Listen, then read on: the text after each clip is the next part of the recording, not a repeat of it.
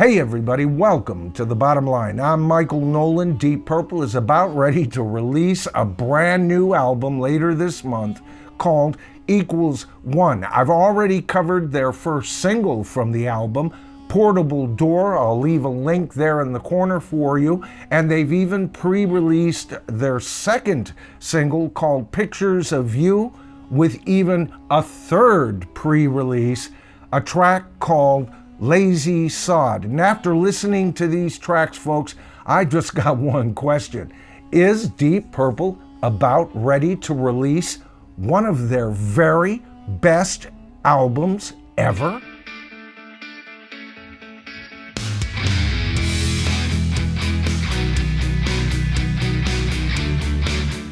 You know, the more I think about it, the more impressed I am with this brand new lineup of Deep Purple. And longtime viewers know I'm not a real big fan of bands who replace original members, but there are bands that kind of go beyond that general rule with me. The Rock Band, yes, is a band like that. They've pretty much from the outset have changed their members over the years, and I've come to accept that.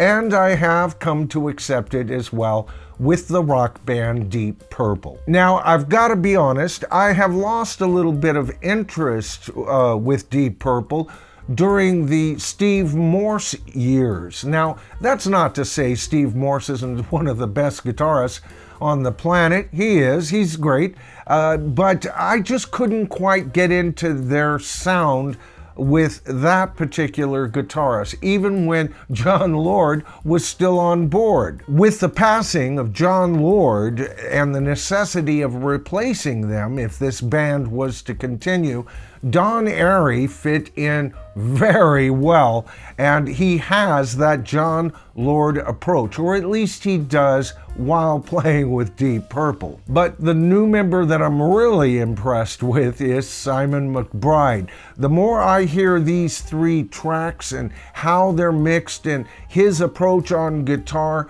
I'm starting to figure he's just the right guy at the right moment for this band in the lead guitar spot. He not only is respectful and careful to launch many of his solos, very Ritchie Blackmore-like, but he also slips into his own style from here and there, and it complements well with Don's excellent riffing on keyboards. Now listen to Don Airey's solo on the newest pre-release, Lazy Sod, starting at about 2 minutes.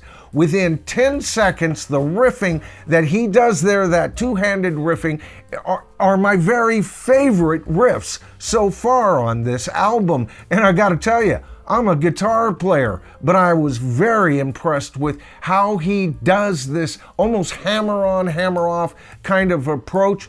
Very staggered and just right in your face. Now, everything isn't absolutely golden with this lineup. They have chosen to go with shorter songs so far, and they let the keyboards and the guitar trade off, where the old approach that I liked with their Mark II lineup, which included Ritchie Blackmore and John Lord, they would do that, but they would also interplay between each other. I don't hear that. I kind of miss that.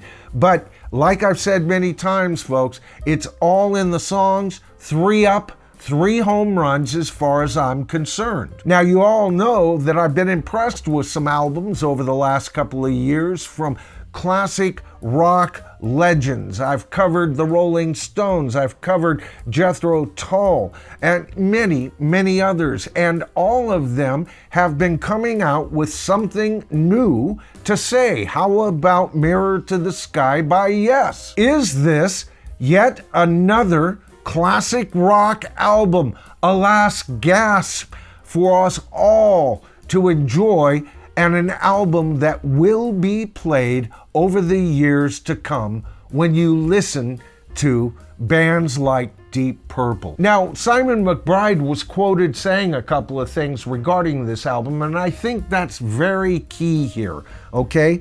See, when they went into the studio to record this album, the rule was that they would write as they went along. And Simon McBride was quoted as saying, "I love his attitude. I love how this whole thing unveils here. The new album will reflect what the five of us create in the rehearsal room. Many of the songs, like Portable Door, were written in the first sessions and literally came together in 5 to 10 minutes. He concluded by saying it was all so easy and natural. Ian Gillan went on to say, throughout Deep Purple's history, our best songs have always been those that were written in no time at all. You know, folks, Ian is hitting on something that I've often said is missing in today's music, all right? He's talking about just getting the job done.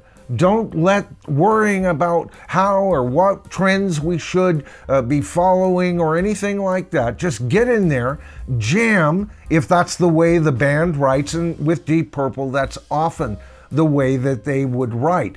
But you know what? The band has gone back to almost a Mark II sound here, and that's my favorite lineup of Deep Purple.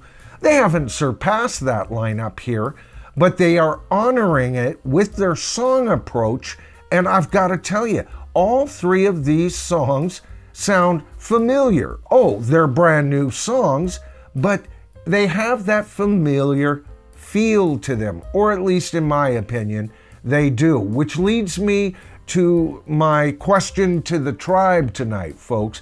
What do you guys think of these three tracks? List them in order. Give me your third to second to your first favorite tracks out of these three that have been presented to us, and let me know what you think of them. All right, folks, that's the video for tonight. I hope you enjoyed it. If you did, please give me a thumbs up. That helps with views and channel growth. And if you're one of the viewers that come by from time to time, but you haven't kind of signed up for this thing we call the tribe, it's really easy. All you have to do is hit that subscribe to the tribe button, then tap that top bell icon. You know, you gotta tap that thing. If you don't, you won't be notified of all of my future videos. All right, I'm Michael Noland. This is The Bottom Line, or at least the bottom line as I see it. I've said this before and I mean it. The real bottom line is in the comments on these videos, folks. You know, it's there where we prove we are the tribe.